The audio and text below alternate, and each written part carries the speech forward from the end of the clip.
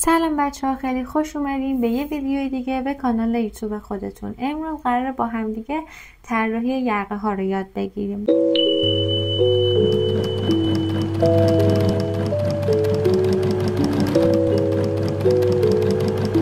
برای اینکه کلا بخوایم لباس طراحی بکنیم بهتره که یه سری مانکن و فیگورهای آماده داشته باشیم تا مستقیم بندازیم زیر کاغذمون و اونها رو کپی بکنیم و روش مستقیما لباس رو بیارید.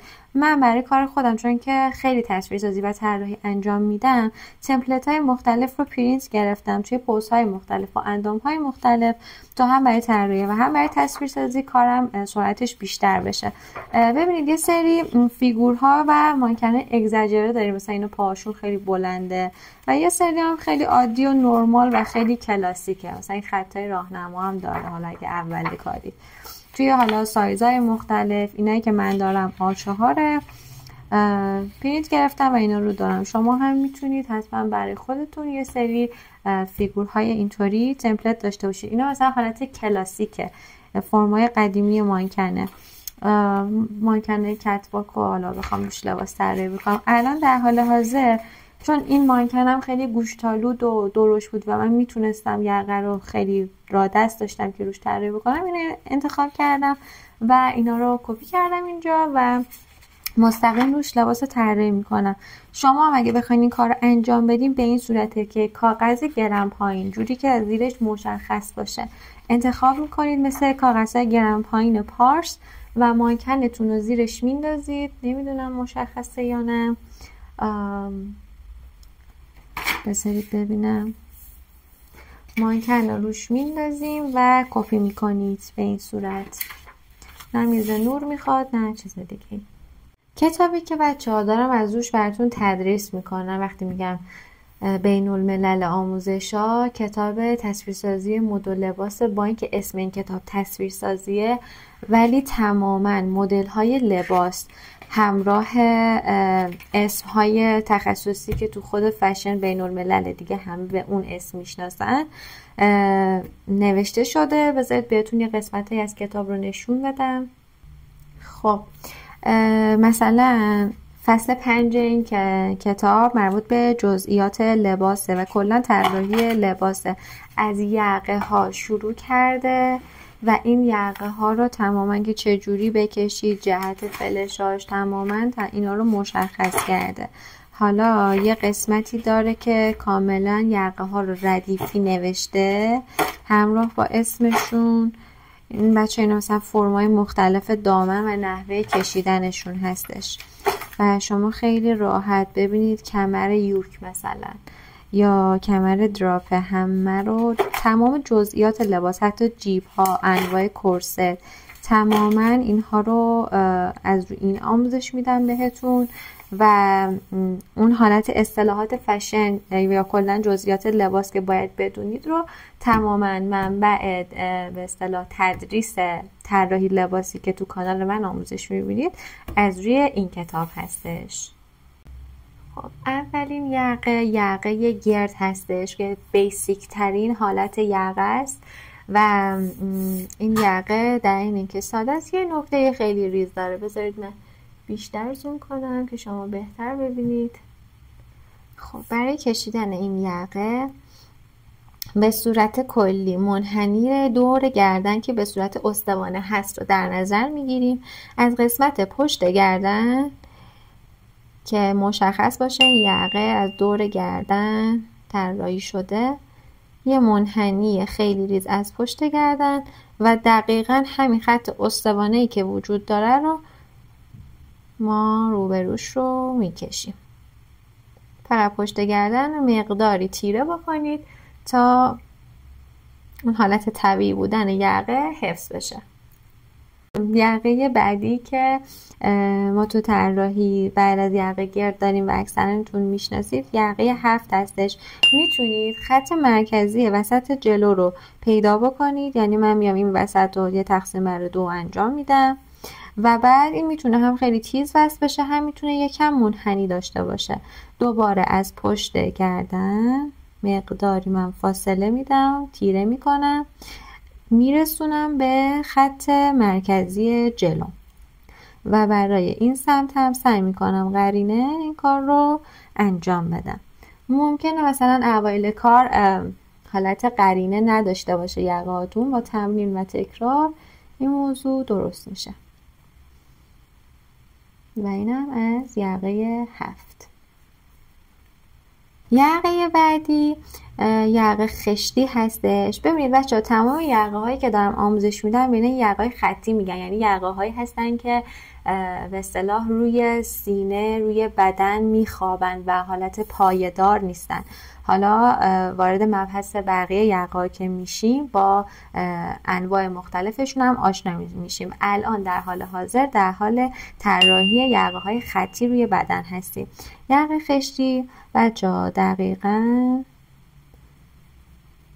به صورت یک، بهتون بگم مربع میمونه، نصف یک مربع، که باز اینم بازی یقش از گودی گردن میتونه متفاوت باشه، یعنی میتونید یقه رو بیشتر باز کنید، میتونید کمتر باز کنید. به این یقه میگن یقه خشتی که شما از سرشونه، از کناره های سرشونه، اینم حالا که چقدر باز بکنید باز دست خودتونه، ما به صورت بیسیک داریم میگیم. یقه بعدی یقه دلبری هستش که تقریبا مثل همین خشتی میبونه، فقط این قسمتش حالت یه دالبر داره، یعنی یک منحنی هستش و یقه که قشنگ میشه فرم سرشونه و سینه ها رو بهتر نشون دادش. باز میایم از حالا یا وسط سرشونه یا بیسیک، من همه یقه ها رو از وسط سرشونه تقریبا براتون میزنم، ولی میتونه این یقه ها بازتر یا کیپتر باشه. وسط سرشونه رو علامت میزنم، خط مرکزیم رو مشخص میکنم. حالا بر فرض مثال میخوام یقم تا اینجا باز بشه، میام به صورت موازی در امتداد بدن این خطا رو رسم میکنم. خب این رو هم میتونید به صورت صاف رسمش کنید، یعنی به این شکل باشه، به این صورت. یکم هم بچه‌ها مثلا توی مدل‌های دکولته هم همچین فرمی داریم. یا اینکه میتونم مثلا این که صاف وصلش کردم دوباره اینو تقسیم بر 2 بکنم و بیام از این خط مرکزی به کناره یقه یه حالت دالبر یا منحنی رسم کنم.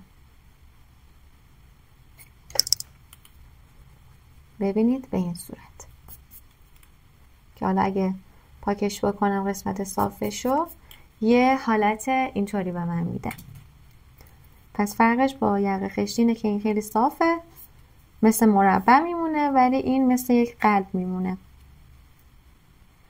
یقه بعدی که تقریبا بیسش همین یقه گرد هستش ولی به صورت بازتر طراحی میشه و ما به عنوان یقه قایقی میشناسیمش، به این صورته که به جای اینکه انقدر کیپ از سرشونه رسمش بکنیم میایم خیلی بازش میکنیم و حالا از انتهای سرشونه بهتون بگم، از جایی که نزدیک به حلقه هستش ما این یقه رو باز میکنیم و به این صورت رسمش میکنیم.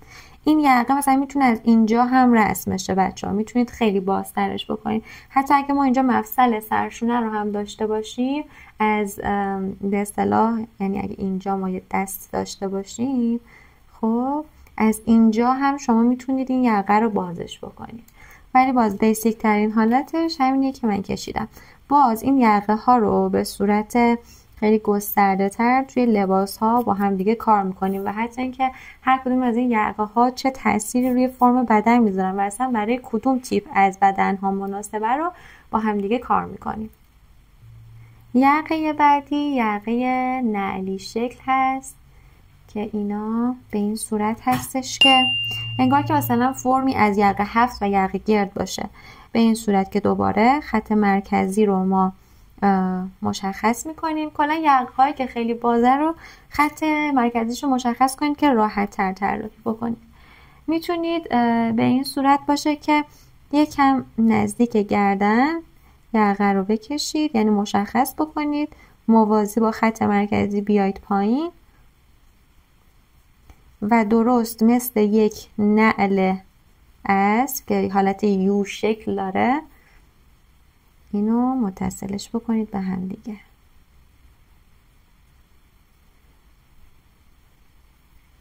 به این صورت. یقه بعدی یقه چاکداره که ترکیبی از یقه گرد و یقه هفت هستش. شما میایید یقه گرد رو در ابتدا حالا دوباره خط وسط و مرکزی رو مشخص کنید، یقه گرد رو رسم کنید، ولی به خط مرکزی که رسیدین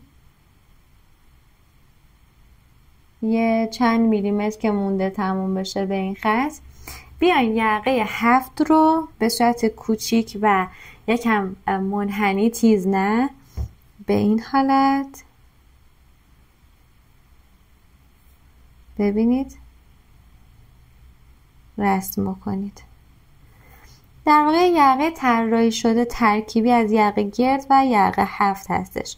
حالا اگه این یقه به این صورت باشه که انقدر این وسطش باز نباشه، خیلی کمتر باشه، خب فرمش یکم متفاوت میشه. این یقه رو داشته باشید. همینو مدل دومش اگه بخواین طراحی بکنید به این صورته که به خط مرکزی خیلی بیشتر نزدیکش میکنید، تقریبا اصلا بکشیدش و حالت بادومی شکل بهتون بگم، در واقع یه حالت هفتیه که به جای اینکه اینجوری باشه کنارهاش منحنی شده و اینطوری کشیده شده مثل یک چشم.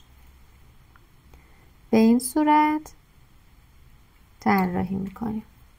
من این رو پاک کنم که کارمون تمیز بشه. پشت یقه هم که میکشیم و فراموش نمیکنیم. آخرین یقه رو میتونید یک یقه طراحی شده حالا از خودتون طرح بزنید، ولی به صورت خطی باشه. میتونید تمام یقه هایی که گفتم رو با هم دیگه ترکیبش بکنید، یا میتونید تمام یقه هایی که ما الان کار کردیم یقه هایی بودن که به صورت قرینه کار شدن. میتونیم یقه خطی رو به صورت غیر قرینه یا نامتقارن هم کار بکنیم. مثلا یقه هفت رو که اینجا دیدیم از وسط نصفش کردیم به این صورت آوردیم. برای مثلا یقه متقارن اگه بخوایم از یقه هفت نامتقارن بخوایم طراحی بکنیم و با الهام از یقه هفت باشه، بر فرض مثال به جای اینکه اینجا خط مرکزی رو من در نظر بگیرم، میام یک خط کج وصل میکنم و بعد یقه هفتم رو به صورت نامتقارن، این ورش کوتاه‌تر میشه، این ورش بلندتر. حتی میتونم این سمت رو بیشتر باز بکنم، منحنی بدم و به این صورت یقم رو کجش بکنم، نامتقارنش بکنم. یا حتی میتونم بازی یقه رو، یعنی تا اونجایی که میخوام یقم بیشتر باز بشه و بلندتر باشه از خط گردن، من بیام طول این خط رو بیشتر بکنم به این صورت و بیام دوباره اینو اصلاحش بکنم و این یقم رو بلندتر بکنم.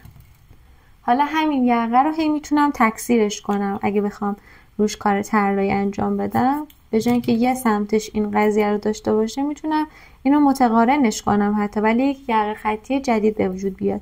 یا اینکه بر فرض مثال اگه به این صورته، بیام اینجا رو دوباره به یه حالت دیگه با یه خطوط دیگه بازش کنم. این یک یقه جدید الان طراحی شد و نامتقارنه و هیچ اسمی نمیتونیم روش بذاریم، ولی با همین یقه های بیسیکی که یاد گرفتیم طراحی شده. بعد از اینکه یقه های خطی رو یاد گرفتین، میتونین از روش الهام بگیرید و یقه های خاص خودتون رو با توجه به اینکه ناخودآگاهتون چطوری کار میکنه طرح بزنید و حتی اگه خواستید میتونید توی تلگرام یا توی اینستاگرام برای من ارسال کنید. اگه از این آموزش خوشتون اومد و براتون مفید بود، خوشحال میشم که کانال یوتیوب منو سابسکرایبش کنید و برای انرژی دادن به من ویدیو رو لایکش کنید. تا درودی دیگر، بدرود.